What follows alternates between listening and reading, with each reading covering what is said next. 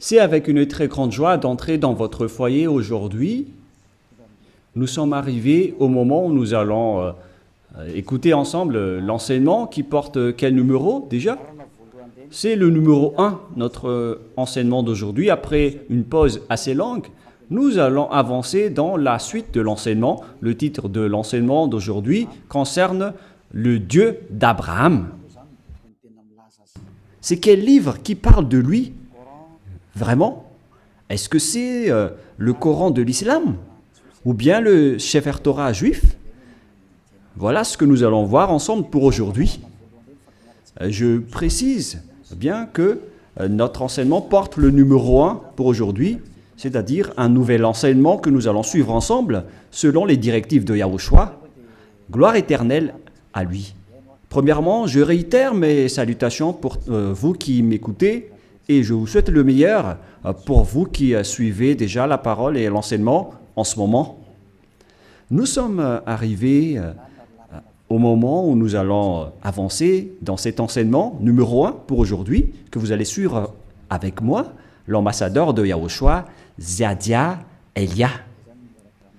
C'est moi qui est avec vous en ce moment, que vous voyez en image, et ma voix, vous êtes déjà habitué à l'écouter de manière habituelle. Et je répète encore le titre de notre enseignement. Où est-ce qu'on peut trouver la vérité? C'est dans quel livre qui parle vraiment du Dieu d'Abraham? Car là, on parle vraiment du livre juif. Pourquoi je parle du livre juif qu'on appelle le Sefer Torah? Et il y a aussi le livre du Coran. Pourquoi Elia parle du livre juif, du Sefer Torah, ainsi que du Coran? Car chacun parle du Dieu d'Abraham, chacun des deux livres, alors que chacun aussi a sa version et leur langage. Et on parle de versions tout à fait opposées, deux versions diamétralement opposées, qu'on peut dire qui sont vraiment opposées avec aucune liaison. Car par exemple, le nom du Dieu d'Abraham dans le Sefer Torah juif, c'est Yahva. Voilà ce qu'on voit dans le Sefer Torah juif. Et lorsque vous regardez dans le Coran, vous voyez que c'est Allah qui est écrit dedans. Donc, c'est clair que la question doit se poser, lequel des deux est le vrai? Car chacun a sa propre version. Et qui est-ce qu'on doit suivre si on regarde et si on écoute? Mais pour les personnes qui ne se cassent pas la tête avec le salut, ils disent que ça va de soi. Mais si vous cherchez vraiment le chemin vers le salut, vous voyez bien que ce schéma est différent. L'autre est vrai et l'autre est faux. C'est pourquoi la question, quel est le vrai livre en ce moment? Car dès le commencement, je vais vous préciser, et en même temps, je regarde un peu les téléphones, ainsi que les applications, car je vais lire le Coran à travers une application. Et donc, nous allons d'abord voir que ils reconnaissent bien, quoi déjà? Ils reconnaissent bien l'existence de quoi déjà? Du Sefer Torah. Ils reconnaissent bien l'existence du Sefer Torah, le livre du Coran. Le livre du Sefer Torah, c'est le livre juif. Nous allons d'abord lire cette parole, car si l'on veut faire le rapport avec ces deux paroles qui sont différentes,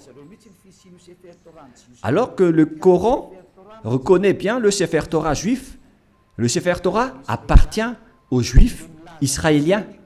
Et le Coran précise bien qu'il reconnaît l'existence du Sefer Torah selon le livre du Coran, Ali Imran 3. Nous allons regarder ensemble Ali Imran 3. Et vous pouvez directement afficher, mais moi en même temps je vais rechercher un peu. Ali Imran 3.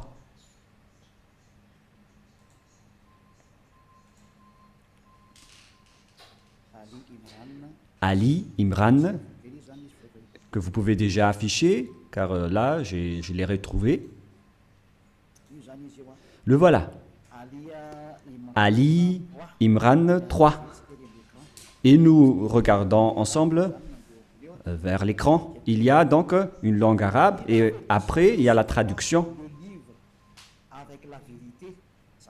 Il a fait descendre sur toi le livre avec la vérité.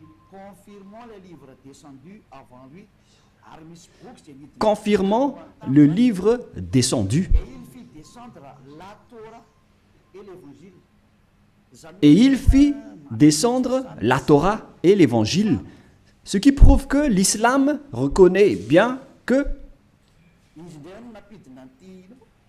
ce sont eux qui ont fait entrer la Torah ainsi que l'Évangile dans le verset 2, à l'Imran verset 2. Voilà ce qui est dit. Allah, pas de divinité à part lui. C'est-à-dire qu'il n'y a pas aucun Dieu à part lui, le vivant, celui qui subsiste par lui-même. Nous voyons bien donc qu'il y a deux schémas différents qu'on doit faire connaître aux gens.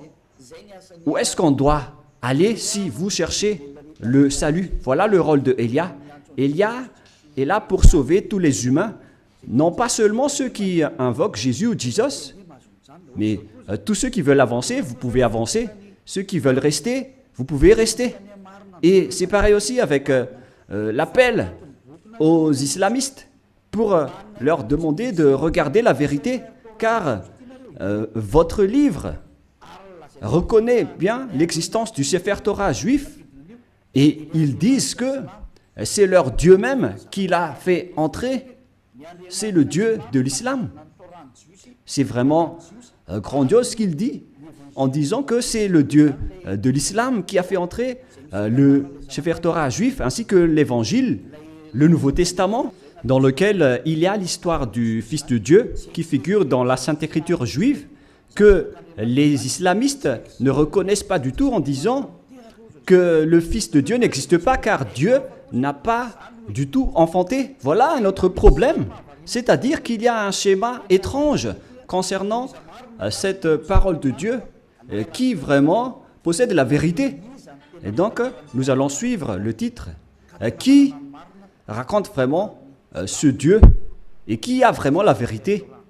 Est-ce que c'est dans le Coran de l'islam ou c'est dans le Sefer Torah juif? Car ce sont les deux schémas opposants et qu'on doit confronter. Ce n'est pas qu'on va faire combattre le livre, mais on doit regarder la vérité à travers la parole. Et donc c'est clair que le Dieu de l'islam, selon eux, c'est lui qui a donné le Torah ainsi que le Nouveau Testament, la bonne nouvelle dans l'Évangile où il y a Yahushua, mais qu'ils ont changé au nom de Isha. Et les faux chrétiens l'ont changé en Jésus ou Jesus. Et certains nous demandent, est-ce que vous êtes chrétien? Moi, je réponds directement, nous ne sommes pas chrétiens. Car le Christ, plusieurs gens l'ont déjà changé en autre sens. Élia n'est pas chrétien. Élia suit Yahushua qui est l'élu. C'est celui que je suis. Voilà. Mais le Christ, le nom du Christ est déjà détruit. Et nous, on n'entre plus dans ce genre de choses étranges. Mais le vrai, le bien et le pur, c'est de suivre Yahushua, l'élu. Nous allons encore entrer dans ce sujet prochainement, mais on va dire d'abord que le livre de l'islam reconnaît Yahushua, mais ils ont juste changé son nom en Isha. Nous allons voir ça après. Mais dès le commencement, on voit bien que le Coran, ils reconnaissent bien le Sefer Torah juif. On parle ici du livre du Coran de l'islam. Donc là, c'est clair. Nous allons encore rajouter un autre verset. On va rajouter pour que ça soit bien complet dans vos écrits, nous allons encore lire dans le livre de Al-Maïda, qui s'écrit Al-Maïda. Al-Maïda 44. Nous allons aussi lire Al-Maïda 44, que je vais encore rechercher un peu.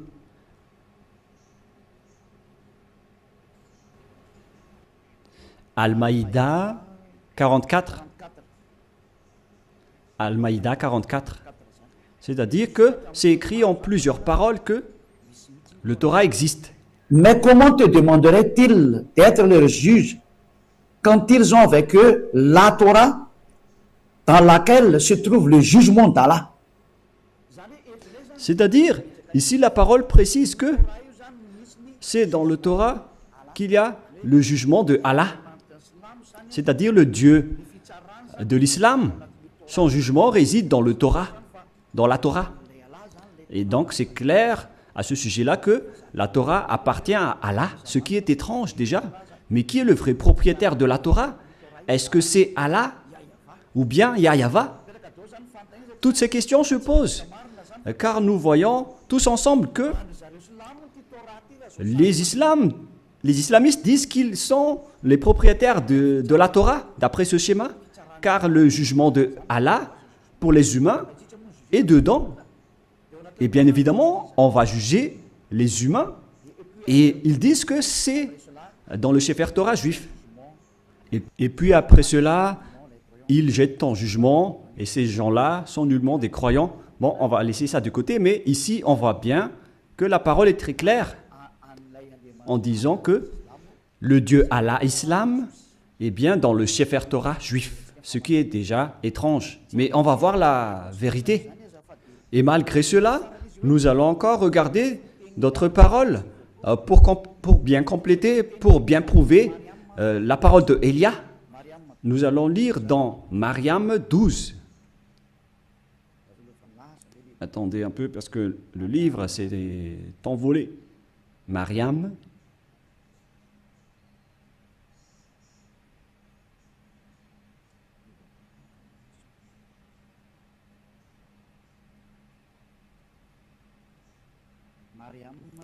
Mariam 12.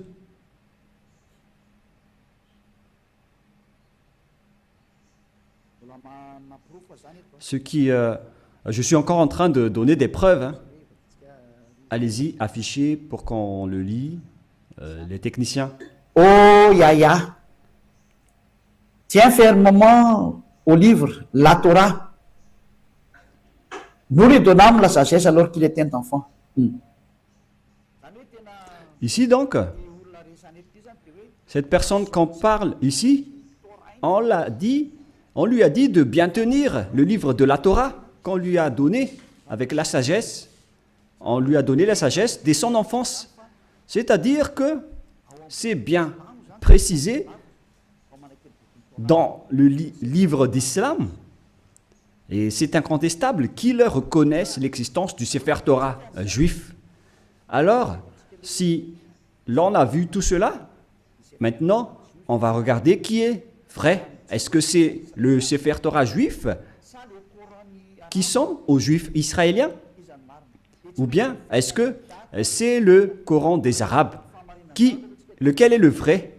Et donc, nous devons revenir aux dates pour regarder la vérité. Quelles sont les paroles concernées ainsi que les dates? Premièrement, la date du Sefer Torah était vers l'année moins 2000. Et d'ailleurs, après, il a été distribué dans le synagogue selon les chercheurs et les historiens de Wikipédia. Vers l'année moins 1000, on a distribué déjà le Sefer Torah dans les synagogues. Voilà ce que les chercheurs ont dévoilé. Et d'ailleurs, les autres chercheurs peuvent penser à cela pour prouver la parole de Élia. Donc ici, on dit que l'existence du Sefer Torah était déjà vers l'année moins 2000. Nous allons donc voir l'histoire du Sefer Torah dans Wikipédia dans les autres encyclopédies humaines. Voilà donc un autre livre que j'ai sélectionné parmi les livres des chercheurs. En fait, ils sont plusieurs, ces chercheurs, qui ont sorti cette déclaration que j'ai extrait de leur livre. C'est dans l'ancien hébreu alphabet chart. Voilà son titre. Ancien alphabet hébreu chart. Le voilà. C'est en hébreu. Voilà les alphabets hébreux. Et il précise les dates. C'est en quelle année sa date de parution. Voilà donc la date. Ça a été utilisé entre moins 2000 avant Yahushua et moins 1000 avant Yahushua. C'est-à-dire que ça a été utilisé avant l'année moins 2000 jusqu'à l'année moins 1000 avant l'an 0. C'est-à-dire que le Sefer Torah juif, selon ce que tout le monde connaît déjà, notamment les savants, ils connaissent tout cela, mais moi j'ai sélectionné spécialement cela dans Ancien Hébreu Recherche Chapter. C'est-à-dire que les Hébreux ont fait des recherches avec leurs savants pour sortir cet article que ça a été utilisé vers moins 2000, qu'on a utilisé l'alphabet hébreu, colonne 1 utilisé dans l'ancienne époque, colonne 2 vers moins 1000 jusqu'à moins 100, et colonne 3 utilisée depuis moins 400 jusqu'à plus 100. Voilà donc. Alors, on voit bien que c'était utilisé vers moins 1000 jusqu'à plus 100, mais pas moins 100 pour la deuxième. Ici, on voit clairement que c'est depuis l'année moins 2000 que le Sefer Torah juif a déjà existé. Nous allons encore donner une deuxième preuve, toujours sur Wikipédia. Sur Wikipédia, ils disent, concernant la distribution du Sefer Torah juif, lorsqu'ils l'ont sorti, c'est dans Wikipédia que nous allons le lire. Voilà ce qui est dit dans le don du Sefer Torah. Don du Sefer Torah. C'est où déjà? Voilà. Le don des nouveaux Sefer Torah à la synagogue est souvent l'occasion d'une fête joyeuse avec des chants, danses et prières. Cet usage remonte au premier temple. On parle ici à l'époque où le temple de Jérusalem n'était pas encore détruit, vers 1000 avant Yahushua.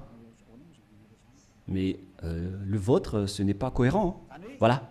C'est-à-dire que ça a déjà existé depuis l'année moins 1000 concernant la distribution du Sefer Torah dans les synagogues. Les synagogues, ce sont des genres de petites églises. Si on compare avec le royaume de Yahushua, ce sont les VP, les petites églises régionales, etc.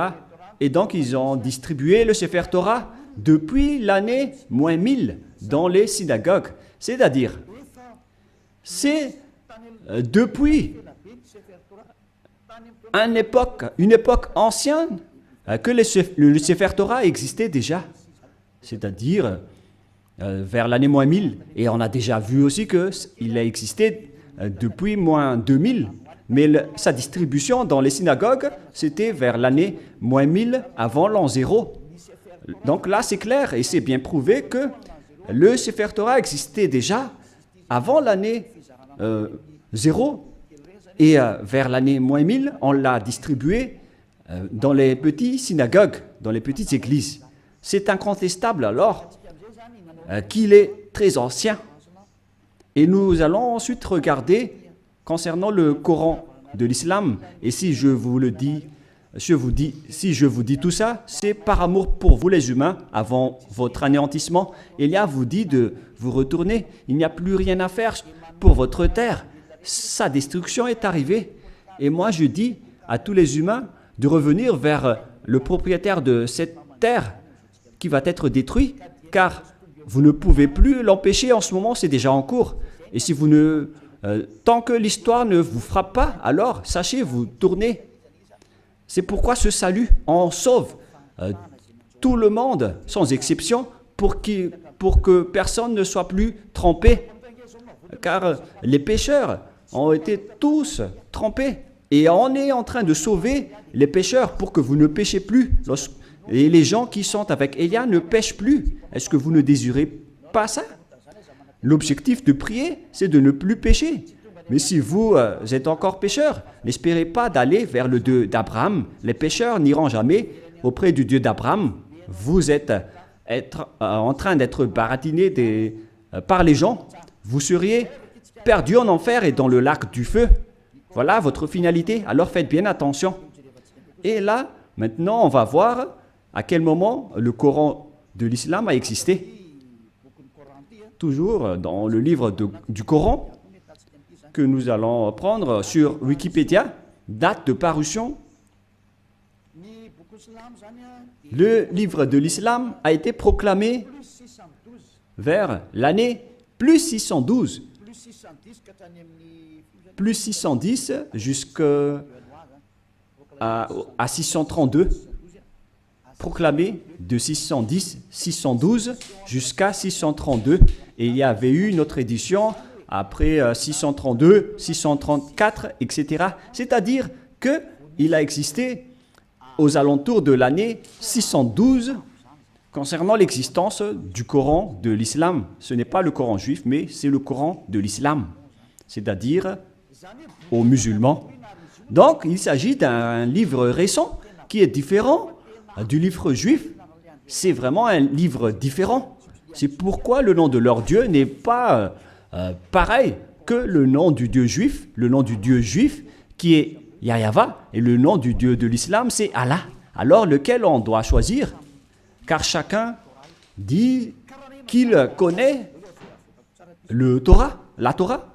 Et si vous avez vu cette date, bon, donc moi je vais bien le montrer pour démontrer l'originalité de l'histoire du Coran. Et il y a encore plusieurs histoires, mais on va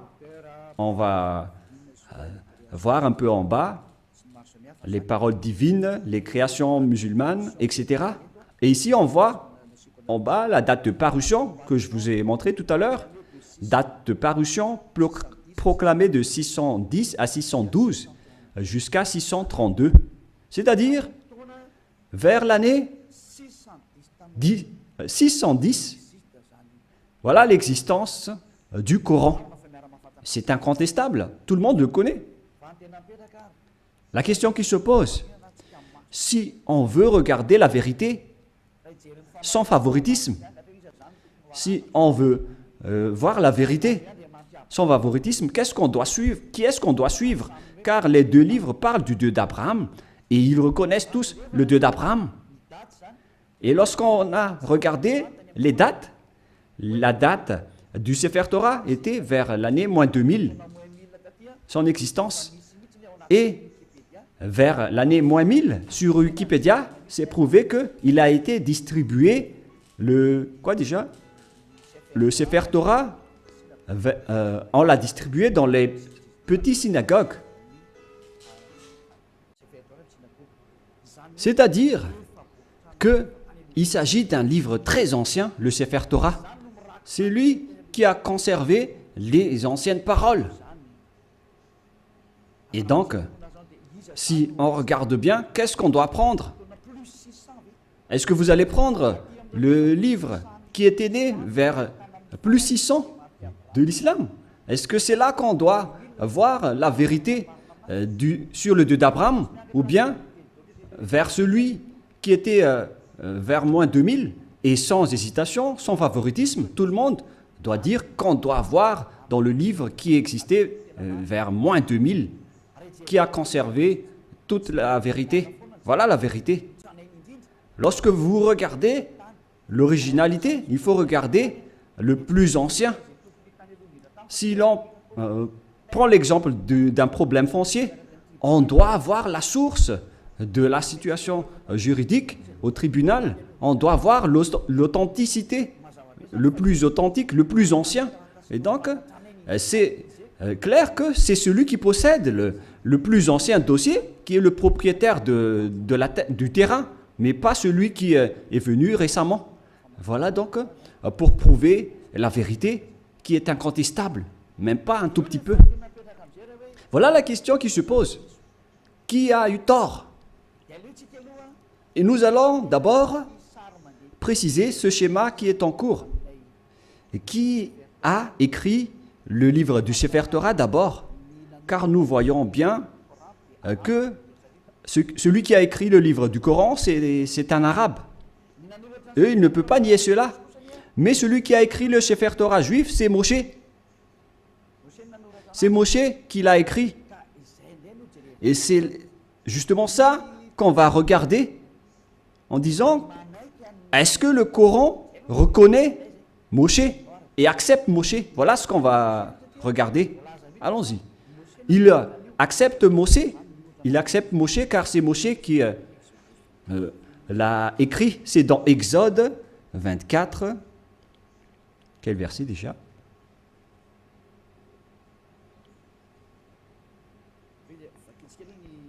Nous allons d'abord lire sur Wikipédia. Nous allons lire sur Wikipédia concernant le livre de la Genèse pour voir qui l'a écrit. Nous allons lire le livre de la Genèse sur Wikipédia qui a été écrit par les chercheurs mondiaux. Donc le livre de la Genèse ainsi que les autres livres, qui les ont écrits? L'Exode, et etc. Le livre de la Genèse. Premier livre de la Bible, du Sefer Torah, car c'était des écrits récents, mais anciennement, son appellation juive, c'est le Sefer Torah. Et ça n'a pas changé ce nom juif, mais ce sont les autres nations qui l'ont changé en Bible. On parle ici du Sefer Bereshit, le commencement ou la Genèse. L'auteur traditionnel, ils l'ont précisé ici que c'est Moïse qui l'a écrit. Et il y a aussi d'autres auteurs avec d'autres remarques concernant d'autres auteurs anonymes. Mais Moshe a donc regroupé les écrits et qui les a conservés dans un seul livre. La raison, c'est que Moshe a reçu l'ordre de les écrire et Moshe les a écrits. Nous allons lire cette histoire dans le livre du Sefer Torah juif, dans le livre d'Exode, chapitre 24. Moshe a eu la parole qu'il devait écrire les paroles de Yahvé. Exode, chapitre 24, verset 4. Ce qui veut dire que l'histoire du livre de la Genèse, de l'Exode, Lévitique, Nombre et Deutéronome, ce sont tous des livres écrits par le grand-père Moshe. Moshe écrivit toutes les paroles de Yahvé. Puis il se leva du bon matin, il bâtit un autel au pied de la montagne et dressa 12 pierres pour les 12 tribus d'Israël. C'est-à-dire que c'est Moshe qui a écrit le Sefer Torah. C'est bien clair dans le verset 4 qui est bien clair. Moshe écrivit toutes les paroles de Yahvé. Personne ne peut plus contester cela en disant que c'est une autre personne qui l'a écrit. Donc l'ancien Sefer Torah, le plus ancien, c'est Moshe qui a écrit tous ces livres selon ce qui est dit dans le Sefer Torah, dans le livre d'Exode, qui est un livre de Moshe. Et nous allons voir maintenant si les islamistes acceptent Moshe. Et si les islamistes acceptent Moshe, alors on ne peut plus nier la vérité sur le Sefer Torah. Directement, le Sefer Torah est vrai et incontestable. Si vous allez encore contester cela, vous avez tort, car si vous acceptez la vérité sur son auteur, alors que Son nom figure bien dans le Sefer Torah. Il s'appelle Moshe dans le Sefer Torah, mais le Coran de l'islam l'a changé en Mosha. Voilà leur appellation, et tout le monde connaît cela. Et nous allons donc voir s'ils acceptent Moshe dans le Coran de l'islam. Si une fois vous l'acceptez, et nous allons le voir ensemble, alors il faut que vous vous tournez vers la vérité. Voilà la sagesse. Il faut aller vers la vérité. Le rôle de Elia est d'expliquer, de prouver. Si vous ne voulez pas écouter, tant pis pour vous. Mais mon rôle, c'est d'expliquer, de prouver, comme j'ai prouvé aux personnes qui appellent Jésus en disant que vous avez tort. Regardez-vous, vous êtes pécheurs. Et même le livre du Coran précise bien que tous les islamistes sont pécheurs. Et ce qui est pire, c'est qu'ils vont être tous jetés en enfer. Et ils connaissent tout cela. Et ils disent que on va les sélectionner petit à petit de l'enfer après. La question que je vous pose, par quel moyen vous allez quitter l'enfer? Car c'est écrit dans votre livre, ma venue, c'est de sauver les humains sans exception. Voilà le grand amour. C'est sauver tout le monde en tant qu'humain. Comment vous allez échapper à l'enfer? Par quelle solution? Et ne répondez pas bêtement. Il faut donner une vraie solution. Car dans votre livre, il est également écrit que vous n'avez pas le pouvoir de purifier ou de rendre parfaite une personne. C'est écrit dans votre livre. Vous n'avez pas le pouvoir de changer une personne en une personne vraie et parfaite. Alors, comment vous allez échapper à l'enfer? La question qui se pose. Après votre mort, vous irez en enfer et comment vous allez quitter cette zone? C'est vraiment pire. Hein? Je ne sais pas si vous avez déjà entendu cela, mais lorsqu'on discute avec les gens, ils acceptent que c'est vrai. Et lorsqu'on les pose la question, comment vous allez échapper à cela? Et après, ils donnent des réponses bêtes. Si vous êtes en enfer, alors vous êtes méchant, vous êtes puni. C'est là que les adultères, les voleurs, les idolâtres, ils vont être jetés en enfer et dans le lac de feu et de soufre.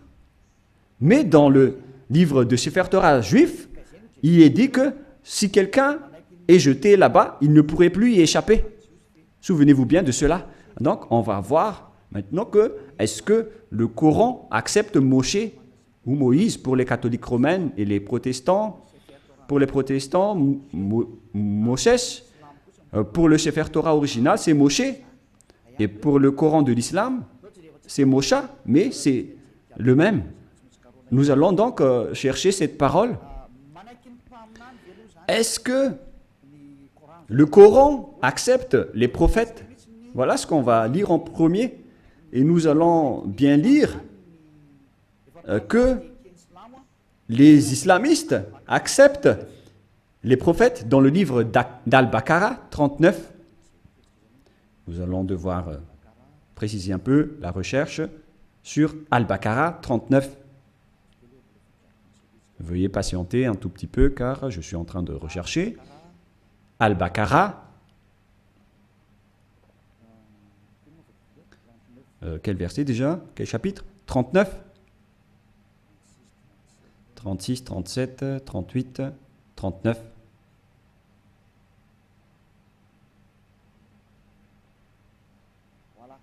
Voilà. Al-Baqarah 39. Le voilà.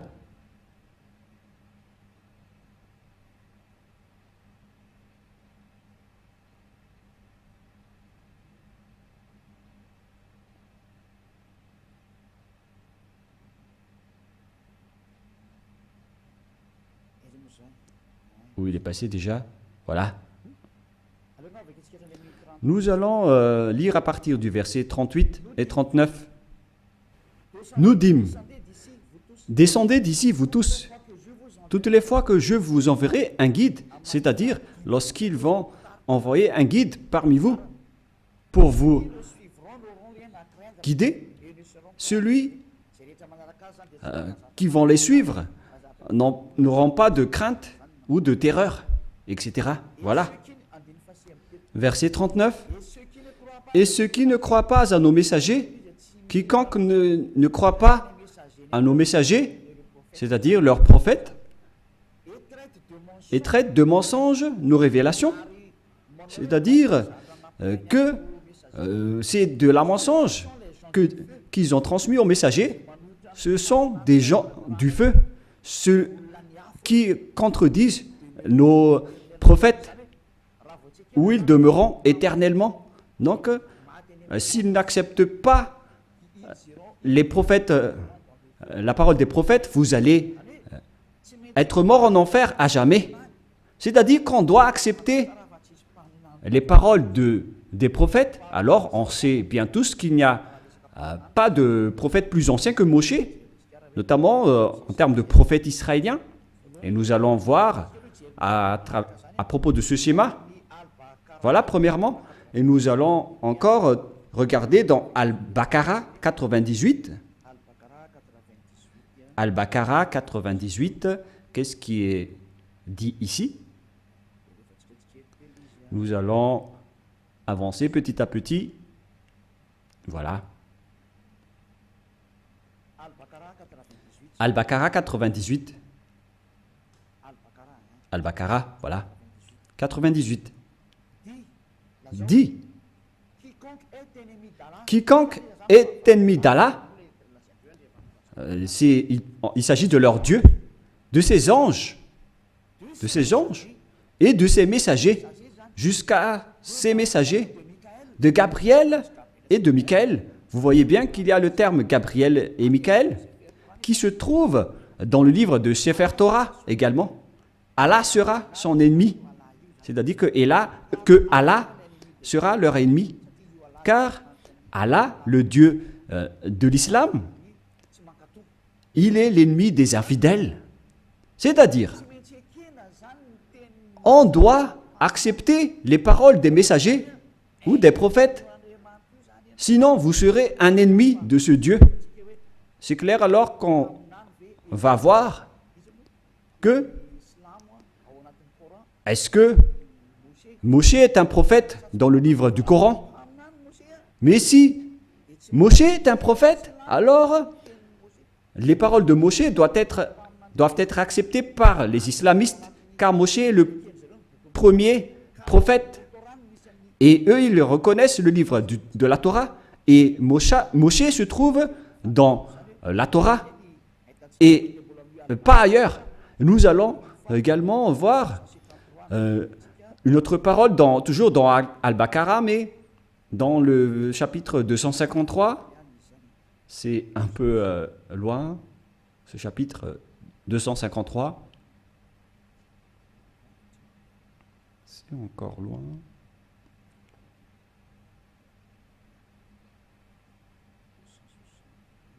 « 260, nous allons revenir un peu, nous allons un peu trop loin. Là, on est en train de trop rechercher. 200 et combien? J'ai dit déjà? «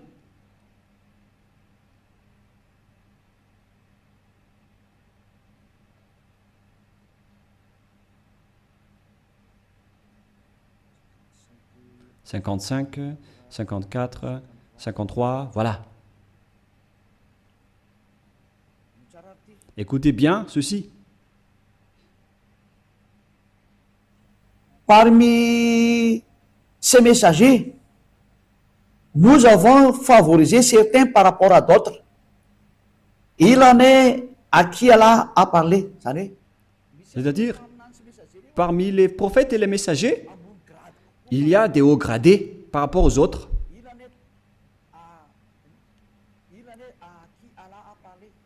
Il en est à qui Allah a parlé. Et il en a élevé d'autres en grade, qui ont été promus en grade. Ils disent Jésus ici, mais à vrai dire, c'est Yahushua. Vous voyez le changement des noms. Et les islamistes parlent de Isha. Donc, Yahushua, fils de Marie ou de Maria. Nous avons la preuve que Yahushua a le Saint-Esprit. C'est dit dans le livre du Coran. Et il est exceptionnel comparé aux autres prophètes. Et si Allah a voulu qui se sont s'entretués, etc. Mais nous allons en rester là. Mais ce qu'on précise ici, c'est qu'il y a des prophètes haut gradés parmi les autres prophètes, y compris Yahushua, le fils de Maria. C'est bien dit dans le livre du Coran, de l'islam. C'est-à-dire que, face à cette parole, le livre du Coran précise bien que ils acceptent bien que Yahushua, qui a été enfanté par Maria, a bien le Saint-Esprit. Et ils ont dit qu'ils ont bien la preuve qu'on lui a bien donné le Saint-Esprit. On lui a confirmé le Saint-Esprit. Et c'est Allah qui a dit cela selon eux. Alors ici, c'est précisé qu'on doit écouter les paroles des prophètes. Alors, maintenant, nous allons lire comment ils acceptent Moshe, Moïse ou Mosha. Est-ce qu'ils acceptent Moshe? Dans le livre d'Al-Imran, est-ce qu'ils acceptent Moshe? Voilà ce qu'on va terminer ceci pour aujourd'hui. Est-ce que le Coran de l'islam accepte Moshe? Parce que s'ils acceptent, face à toutes ces paroles, donc c'est clair que c'est le Sefer Torah juif qui est vrai et le Coran est faux, d'après tout ce qu'on a dit. J'ai donné des preuves. Je n'ai pas seulement donné des paroles du Sefer Torah, mais j'ai également donné des paroles du Coran. Comme ça, vous voyez bien que je n'ai pas fait du favoritisme, car chacun a dit sa version, et à vous de connaître lequel doit-on suivre.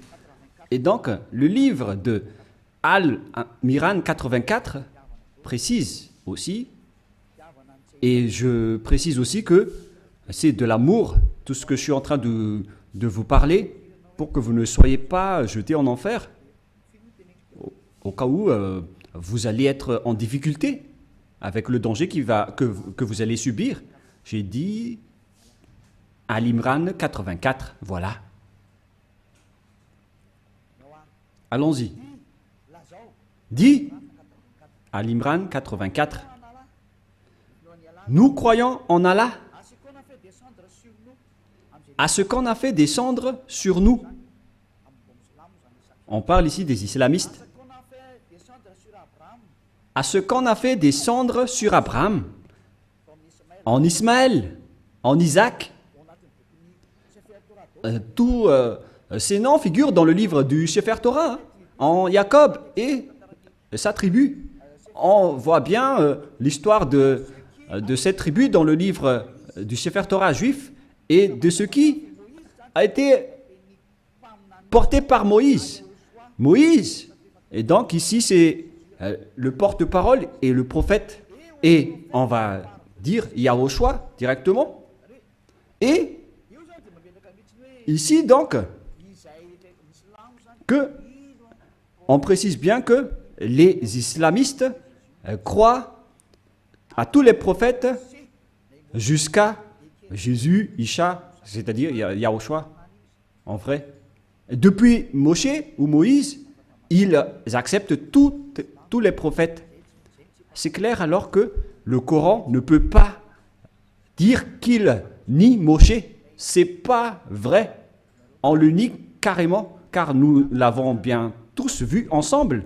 Élia n'a rien inventé. Élia n'a rien inventé. C'est le salut. Le danger arrive sur votre terre. C'est le devoir de Élia de vous sauver. Mais si vous ne voulez pas être sauvé, vous avez déjà écouté, tant pis pour vous. Mais j'espère que vous allez être sauvés. Nous allons encore voir une autre parole dans Mariam 51. Où se trouve le livre de Mariam 51.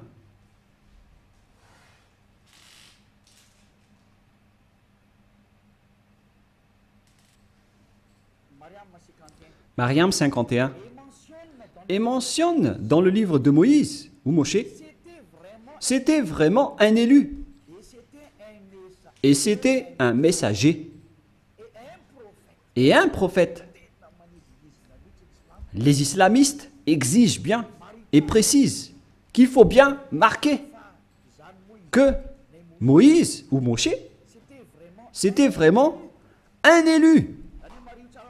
Il faut bien donc marquer dans le livre de l'islam que Moïse ou Moshe ou Mosha, c'est un élu, c'est un porte-parole et c'est un vrai prophète, messager. Voilà. Il est également en même temps un élu, il a été choisi. C'est vraiment un élu. C'est un homme élu, alors ne le négligez pas. Voilà ce que ça veut dire. Vous voyez maintenant que les islamistes ne doivent plus nier.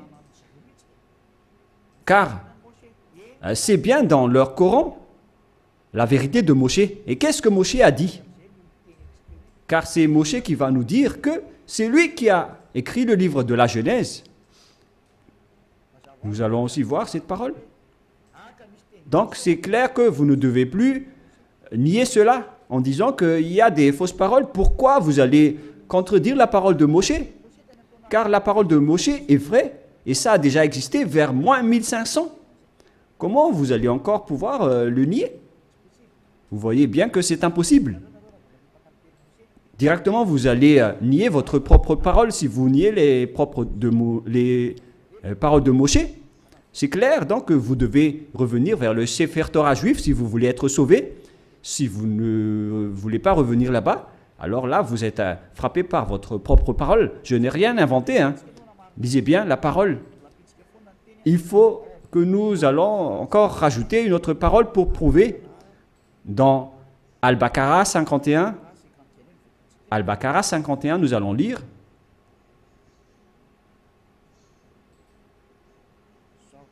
Voilà.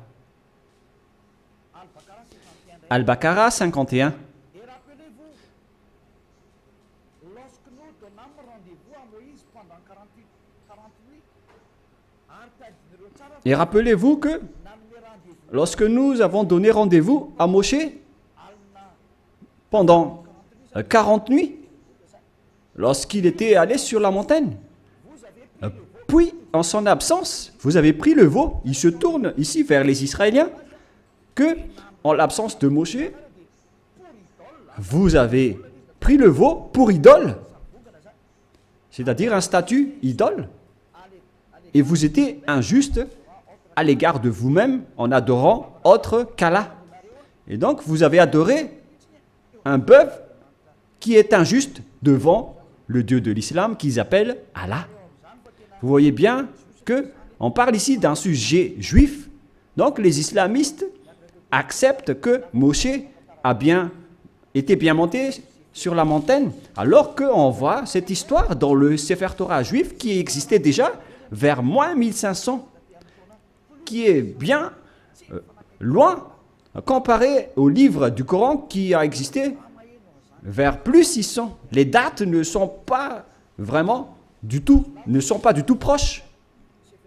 Et si on écoute tout cela, on doit bien penser, est-ce que on doit nier encore le Sefer Torah juif et pour confirmer que les paroles de Moshe sont incontestables? C'est le livre de Coran qui le dit. Je n'ai rien inventé. Nous allons encore regarder une autre dernière parole dans le livre de An-Nisha 163. An-Nisha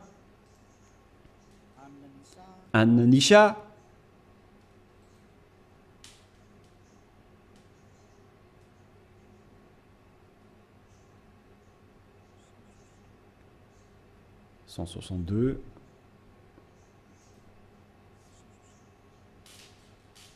Là, c'est 160 et combien?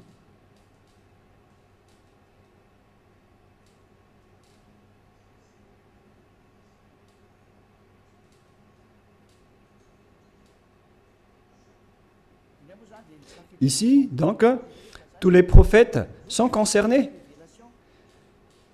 Nous t'avons fait une révélation. Comme film à Noé, nous t'avons fait une révélation, comme à l'époque de Noé. Noé, on sait tous qu'il existe dans le Sefer Torah juif, à tous les prophètes. Nous allons faire une révélation en Abraham, en Ismaël, à Isaac, en Jacob. ainsi à toutes les tribus, jusqu'à Yahushua, Job, Jonah, Aaron, jusqu'à Solomon. Et nous avons donné le Zabour à David. Le Zabour, c'est le livre de psaumes. C'est-à-dire que même le Coran de l'islam reconnaît et accepte le Zabour ou psaume. Z-A-B-O-U-R. Les islamistes acceptent le livre de Solomon, le livre d'Aaron, le livre de Jonas, prophète, le livre de Job, le livre de Yahushua. Alors que toutes ces histoires, on les voit dans le Sefer Torah juif vers l'année moins 2000, jusqu'à moins 1500. On a vu jusqu'à moins 1000. On a vu toute cette histoire. Donc, le Coran de l'islam accepte le Sefer Torah juif. Qu'est-ce qui est dit par le grand prophète dedans? L'élu qui n'est autre que Moshe. Moshe a dit que c'est moi qui ai écrit le livre du Sefer Torah. Et nous allons revenir à ce que je vous ai donné tout à l'heure dans Exode 24, 4. Moshe dit ici dans Exode 24, 4. Moshe écrivit toutes les paroles de Yahva. Celui qui est invoqué par Moshe dans le Sefer Torah, c'est Yahva, mais pas Allah. Voilà une première erreur. Car Moshe existait déjà vers l'année 1500, qui est déjà très ancien. Je n'ai pas encore donné la date de naissance et d'apparition de Moshe. Et dans ce livre, tout le monde le connaît. Ce n'est pas une nouvelle chose pour vous. Voilà donc l'histoire de Moshe, le Moïse historique comme titre. On parle de l'histoire de Moshe selon les chercheurs. Par conséquent, nous allons lire directement. Moïse, selon la Torah, a vécu 120 ans. Serait né en 1560 avant l'ère commune et serait mort en 1440, c'est-à-dire vers l'année moins 1500 que Moshe a existé selon l'histoire des chercheurs.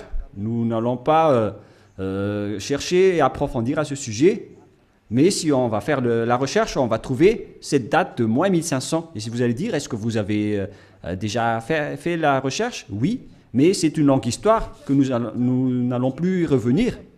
Mais là, on voit bien que Moshe était déjà né avant tous les prophètes arabes, car selon eux, c'est dans le Sefer Torah que tout a été dit. Et le Sefer Torah a été écrit par Moshe. Et lorsque Moshe l'a écrit, il a dit, vous ne pouvez pas ajouter ou retrancher les paroles. Faites attention car ce sont les ordonnances de votre Dieu, le Dieu des Juifs. Et le Dieu de Moshe, il a bien expliqué que le Dieu de Moshe, vers moins 1500, et le Dieu d'Abraham, vers moins 2000, c'est bien clair que leur Dieu, c'est Yahva, qui est écrit dans le Sefer Torah. Nous allons donc lire la parole de Dieu, la parole de Moshe, dans le Sefer Torah juif, qui a dit qu'il ne faut pas ajouter ou retrancher les paroles. Deutéronome 4.2, c'est un livre de Moshe. Et Moshe est l'élu, le prophète et le messager. Alors il ne faut pas s'opposer aux paroles de Moshe. Nous allons lire Deutéronome 4,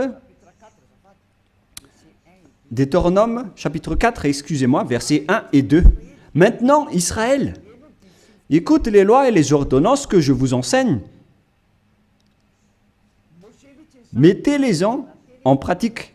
On a fait porter la parole à Moshe, venant du cher père Yahva. Israël, écoute les lois et les ordonnances que je vous enseigne. Mettez-les-en en pratique afin que vous viviez et que vous entriez en possession du pays que vous donne Yahva, le Dieu de vos pères. Alors il faut que Israël suit cette parole. Le Dieu d'Israël, donc, c'est un Dieu des Juifs, mais pas des Arabes. la parole est réservée aux Israéliens, ainsi qu'à ceux qui veulent être sauvés. Et si vous voulez être sauvés, rapprochez-vous du Dieu d'Abraham dans le Sefer Torah juif, écrit par Moshe. Et le nom du Dieu de Moshe, c'est Yahva, que je vais faire sortir après. D'ailleurs, il est déjà écrit, que vous pouvez le voir en ce moment. Verset 2, qu'est-ce qui est dit? Vous n'ajouterez rien à ce que je vous prescris, selon le Dieu d'Abraham. Le Dieu d'Abraham qui a discuté avec Moshe, et qui l'a ordonné. Et après, Moshe a dit, dans le Sefer Torah, que les islamistes acceptent l'existence. Le Sefer Torah précise bien que vous devez observer les lois de Yahva, votre Dieu. Et donc, vous n'ajouterez rien. Et vous n'en retranchez rien aux paroles. Voilà ce qui est dit par le Dieu de Moshe. C'est-à-dire que toutes les paroles écrites par Moshe depuis le livre de la Genèse. Et après, il a organisé l'écriture jusqu'à la fin du livre de Deutéronome. Les paroles de Moshe sont bien directes. Vous n'ajouterez rien et vous n'en retranchez rien. Alors, vous ne pouvez pas dire que c'est un livre ancien et obsolète qu'on ne doit plus écouter, ou que c'est un ancien prophète qu'on ne doit plus écouter. Sachez qu'il est interdit par la parole du Dieu qui a discuté avec Moshe dans le Sefer Torah juif. Il a dit, ne rajoutez rien et ne retranchez rien. Donc, tous ceux qui ont changé le Sefer Torah juif ont tous tort. Ceux qui ont changé ce livre sont coupables devant ce Dieu de Moshe, car il ne faut rien rajouter ou retrancher aux paroles. Alors que chacun réfléchisse. Qui a fait l'erreur? Qui a fait la faute? Ce n'est pas du tout Élia.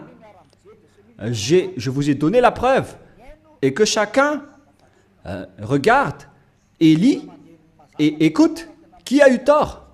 Et si les jugements se déroulent parfaitement, on a tous vu que celui qui a changé le Sefer Torah juif aura tort. Car c'est Moshe qui a précisé qu'on ne peut ni rajouter ni retrancher les paroles qui sont dedans. Car ce sont les lois de Dieu, les lois de Yahva qui a envoyé Moshe vers l'année 1500. Il est le plus ancien des prophètes. Et il a écrit le Sefer Torah directement. Et ce prophète a dit qu'il ne faut pas ajouter ni retrancher mes paroles selon le Dieu d'Abraham. Car si vous allez faire ça, vous allez être en conflit avec lui. C'est interdit pour vous de faire cela. Alors que chacun réfléchisse pour ceux qui l'ont changé. Et je vais confirmer la parole de Moshe. Moshe a encore dit que vous devez uniquement écouter les paroles des prophètes israéliens. C'est également ces paroles. Alors que chacun réfléchisse face à tout cela, qu'est-ce qui se passe sur cette terre? Pensez-y, prenez une décision pour ceux qui vont être sauvés. Rapprochez-vous du Dieu d'Abraham, celui qui a envoyé Moshe. Son nom c'est Yahva. Alors revenez vers le Sefer Torah juif. Voilà la seule sagesse. Voilà ce que le Dieu de Moshe a dit dans Deutéronome 18, pour terminer. Deutéronome 18, 15. Oh, ton Dieu suscitera du milieu de toi, d'entre tes frères, un prophète comme moi. Vous l'écouterez. Et c'est lui qui a dit, à présent les Israéliens, écoutez ma loi et mes ordonnances. Il se tourne vers les Israéliens à ce sujet-là. Tu susciteras du milieu de toi, d'entre tes frères, un prophète comme moi, et vous l'écouterez. Vous ne pouvez pas écouter d'autres prophètes à part les prophètes israéliens. Si vous écoutez d'autres prophètes, alors c'est injuste. Quels que soient les autres prophètes, c'est Moshe qui le nie. Et c'est le Dieu de Moshe qui l'a dit. Et c'est le Dieu Yahva qui a envoyé Moshe, le prophète, qui a dit que vous ne devez écouter que les prophètes israéliens. Pour terminer, nous allons lire le verset 18 et 19. Deutéronome 18, 19. Je leur susciterai du milieu de toi, de leurs frères, un prophète comme toi. Je mettrai mes paroles dans sa bouche et il leur dira tout ce que je lui commanderai. Et si quelqu'un n'écoute pas mes paroles qu'il dira en mon nom, c'est moi qui lui en demanderai compte. Selon ce Dieu d'Abraham, c'est le Dieu d'Abraham qui a déclaré que quiconque n'écoute pas ma parole, je vais les juger. Qu'est-ce qu'il a dit? Vous devez uniquement écouter les prophètes israéliens. S'ils ne sont pas israéliens, alors c'est pas correct. Selon le Dieu d'Abraham, il a dit que vous devez écouter les prophètes israéliens. Et le prophète israélien qui a écrit cela, c'est Moshe, que vous acceptez dans le livre du Coran. Le Coran accepte précisément qu'il est accepté en tant que prophète, messager et élu. Donc si vous niez Moshe, ce Dieu d'Abraham va vous juger. Et nous allons terminer avec le nom du Dieu d'Abraham. Son nom c'est Yahva. Nous allons lire dans le livre de l'Exode pour terminer. Et après que chacun réfléchisse sur cette grande bonté, car c'est un salut pour vous. Nous sommes arrivés pour vous sauver. Le sage voit le danger et se cache, mais le fou avance et regrette. Exode 15, 2. Yahva est ma force et le sujet de mes louanges. C'est lui qui m'a sauvé. Il est mon Dieu, je le célébrerai. Il est le Dieu de mon Père. Je l'exalterai. Yahva est un vaillant guerrier. Yahva est son nom. Donc, le nom de ce Dieu dans le Sefer Torah, c'est Yahva. D'ailleurs, nous avons le Sefer Torah que nous allons montrer pour terminer dans Exode 15, 2.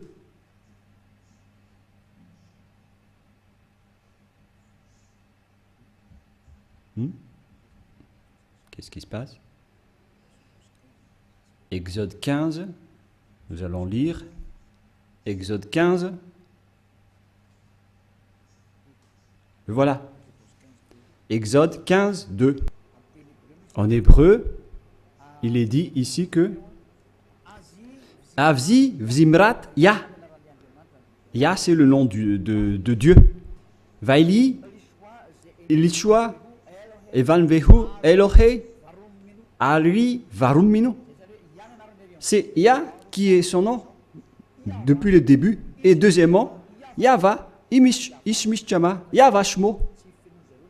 Alors, ça veut dire Yahva, mais ils n'ont pas complété la parole, mais je l'ai déjà enseigné. Mais maintenant, nous allons revenir avec la version française, parce que là, c'est en hébreu qu'on ne peut pas comprendre. C'est dans Exode 15, 3. Yahva est un vaillant guerrier. Yahva est son nom.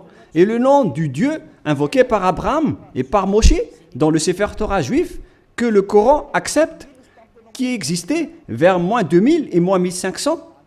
Il précise que le nom de ce Dieu d'Abraham qu'ils ont appelé à eux deux, Abraham et Moshe, le nom de ce Dieu, c'est Yahva. Et donc, si vous ne suivez pas cela, imaginez et pensez que vous avez fait une grosse erreur. Si vous mourrez dans cette situation, vous irez en enfer. Écoutez ma parole, c'est de l'amour, ce n'est pas de la diffamation, c'est de la preuve pour la parole. Le sage voit le danger et se cache, mais le fou avance et le regrette. J'espère que vous tous qui m'avez écouté, vous allez vous tourner vers la vérité, le Dieu d'Abraham, le Dieu de Moshe qui est incontestable. Suivez Yahva, suivez Yahushua. Écoutez la parole du Dieu d'Abraham dans le Sefer Torah juif pour votre sagesse. Nous allons prier ensemble. Merci infiniment, Père Yahva, pour toutes ces paroles. J'ai fait connaître à tout le monde entier ta vérité. Je les ai donné la preuve concernant ta vérité, ainsi que l'injustice que les gens ont pratiquée jusqu'à maintenant. Elias te demande d'ouvrir la raison des gens pour qu'ils se repentissent et pour être guéris. Montre-nous ta gloire et ta bonté, Père Yahva, car c'est le moment de donner la vérité. C'est la dernière heure, le dernier moment pour faire revenir la raison des gens, pour se tourner vers toi. Le sage voit le danger et se cache, mais le fou avance et le regrette. Père Yahva, la gloire éternelle est uniquement à toi. On va faire revenir vers toi ta gloire ton respect et ta vérité. Voilà la mission que tu as confiée à Elia. Gloire éternelle à toi, Père Yahva. Et au nom de toi, Yahushua. Alléluia. Amen. Je vous souhaite à tous d'être bénis par Yahushua et à notre prochain rendez-vous. Au revoir.